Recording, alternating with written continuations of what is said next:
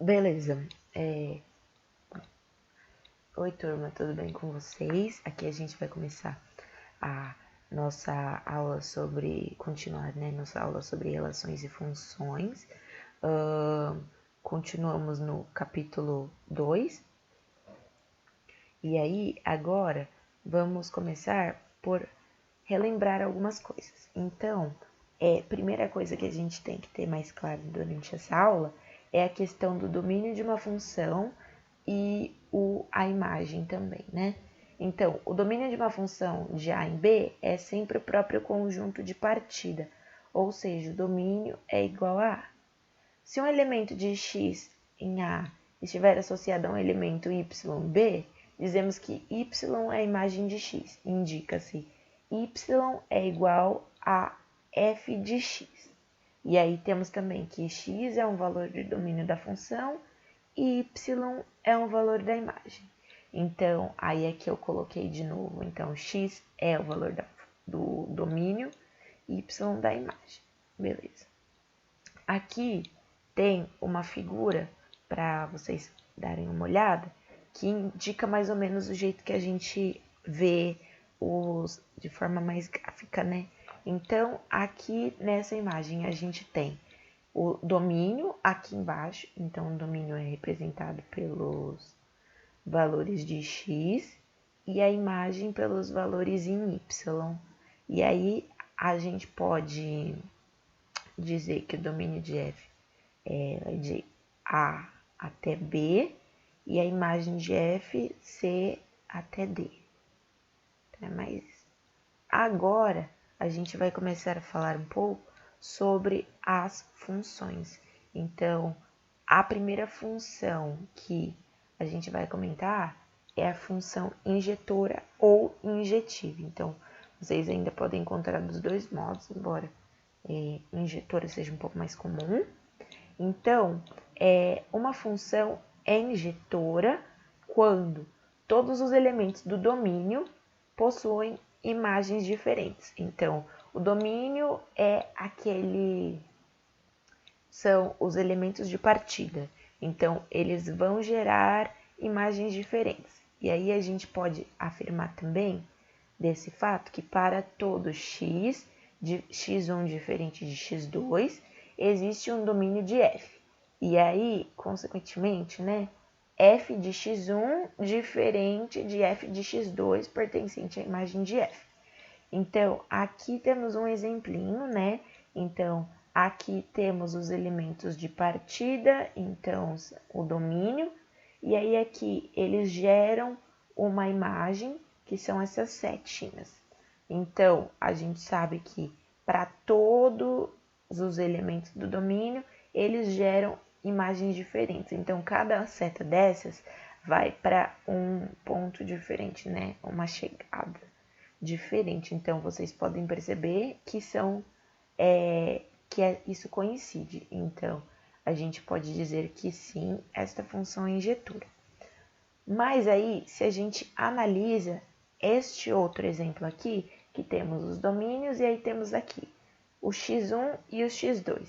Vocês podem reparar que eles chegam à mesma imagem, tanto o x1 quanto o x2, que é o y1.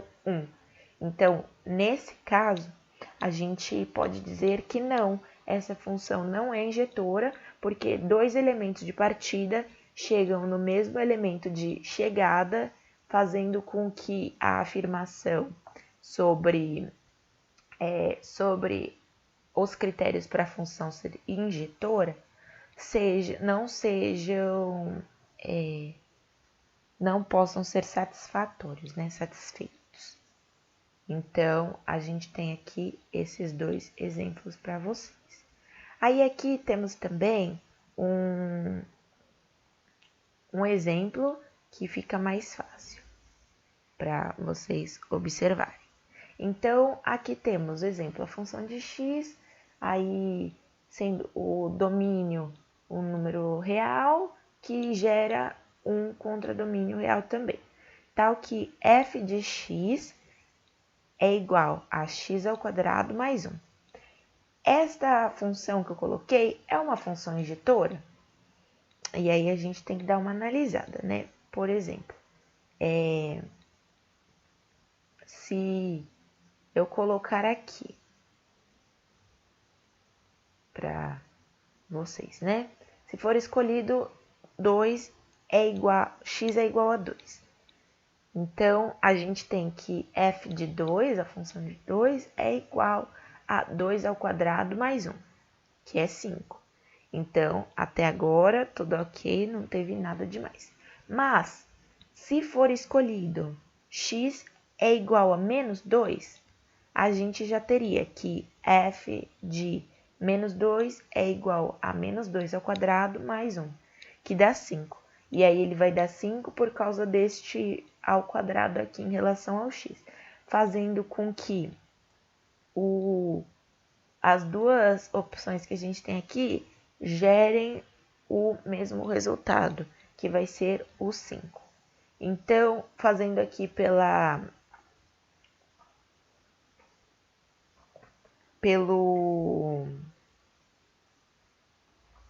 desse sentido aqui, né? Pelo diagrama. A gente tem que aqui sendo o conjunto, né? Domínio.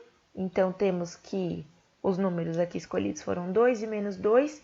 Eles acabam gerando a mesma imagem, ou contradomínio também, né? Que está na chegada, que vai ser o 5.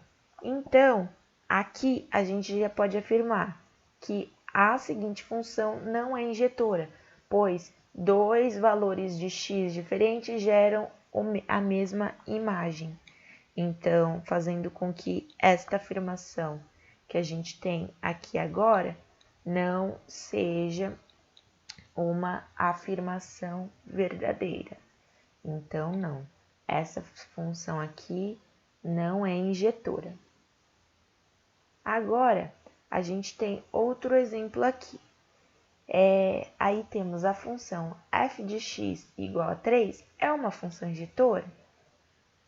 Aí aqui vamos pegar a mesma coisa. Então, se for escolhido x é igual a 1, temos que f de 1 é igual a 3 vezes 1, que é 3. E aí, se for escolhido menos 1, temos que 3 vezes menos 1 é igual a menos 3. E aí, colocando de forma do diagrama, temos que 1 gera 3, menos 1 é igual a menos 3. Então, a gente pode dizer que a seguinte função é injetora, pois não importa qual o valor de x, a imagem não será a mesma.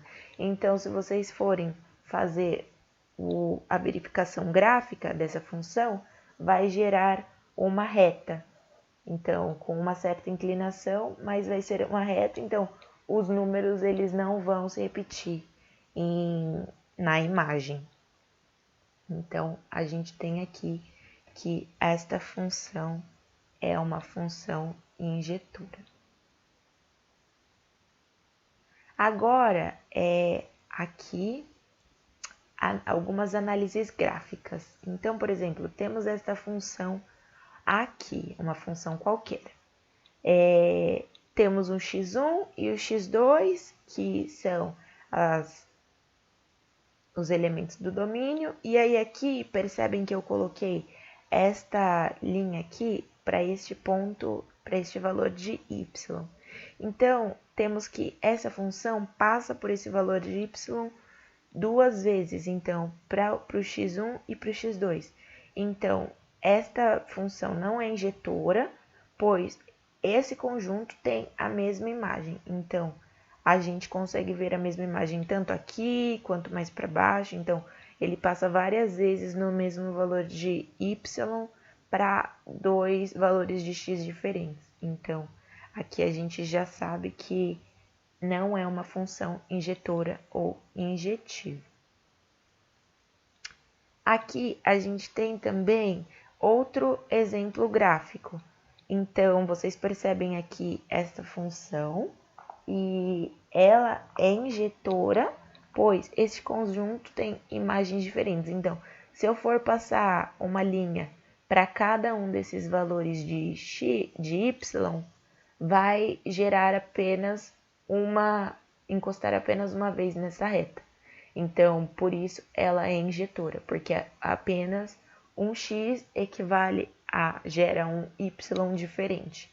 E aí eles não vão se repetir durante toda a função que a gente tem aqui. E aí, outra coisa também, a gente pode perceber que a função é injetora quando linhas horizontais cruzarem a função apenas uma vez. Então, eu posso passar direto assim até infinito, que vai cruzar apenas uma única vez em cada uma desses pontos. Então, mais uma dica para vocês de como analisar isso. Agora, a gente vai falar um pouco sobre a função sobrejetora ou sobrejetiva. Então, uma função é sobrejetora ou sobrejetiva se e somente se todo elemento de B for imagem de pelo menos um elemento de A. E aí, temos alguns exemplos aqui de algumas representações. E aí, pelo diagrama de flechas, vemos que todo elemento de B é atingido por pelo menos uma flecha de pelo menos um elemento de A. E aí, outra coisa que a gente pode dizer também é que a função f, então, A como domínio e B como contradomínio é sobrejetora quando todo elemento de y pertencente a B for a imagem de x pertencente a A, ou seja, a imagem de f é igual a B. Então, a gente pode afirmar que a imagem vai ser o contradomínio para a função ser sobrejetora. Então, vamos lá para alguns exemplos que a gente tem disso. Então, temos aqui este exemplo aqui. Então, para a função R, que é o domínio, gera um R contradomínio, tal que f de x é igual a x mais 3. Então, vemos aqui um gráfico, uma visualização gráfica aqui para vocês, e a gente pode perceber que a imagem desse gráfico está nos conjuntos reais, também sendo igual ao contradomínio. Então, aqui, nesse exemplo que a gente tem, fala que o domínio ele vai estar nos números reais e o contradomínio vai estar nos números reais também. E nesta análise gráfica que a gente tem, a gente pode perceber que essa afirmação é verdadeira, porque independentemente do valor de tanto domínio e contradomínio, ele gera um número real, fazendo com que a imagem esteja também sendo igual ao contradomínio. Aqui temos outro exemplo, que é f de x é igual a x ao quadrado. Então, a gente tem que o domínio gera um contradomínio e os dois pertencentes aos números reais. E aí, a gente percebe que a imagem desse gráfico está nos números reais positivos, por conta do quadrado sendo diferente do contradomínio. Então, a seguinte função não é sobrejetora, porque fala que está nos números reais, só que aqui tem um critério, que ele só está nos números reais positivos, a imagem, no caso, né? Porque eles são sempre elevados ao quadrado. Então, mesmo que o valor do domínio seja um valor negativo, ele vai gerar uma imagem positiva. Então, vai ser diferente do contradomínio, que são todos os números reais também. Aí, agora, mostrando para vocês, falando um pouquinho sobre as funções bijetoras ou bijetivas, alguns podem chamar assim também, ela é denominada assim quando ela for simultaneamente injetora e sobrejetora. Ou seja, todos os elementos de B são imagens de apenas um elemento de A. Então, aqui eu tenho um exemplozinho para vocês. Então, temos aqui a função onde R dos números reais, sem contar o zero, gera números reais. Tal que f de x é igual a 4x. Aí aqui temos alguns exemplos, né? Vamos analisar por partes. Então, primeiro a gente verifica se ela é injetora e depois a gente verifica se ela é sobrejetora. Que aí, sendo as duas coisas ao mesmo tempo, ela vai ser bijetora. Então, primeiro, analisando aqui, por exemplo, f de 1 igual a 4 vezes 1, que é 4, e f de 2, que é igual a 4 vezes 2, que é 8.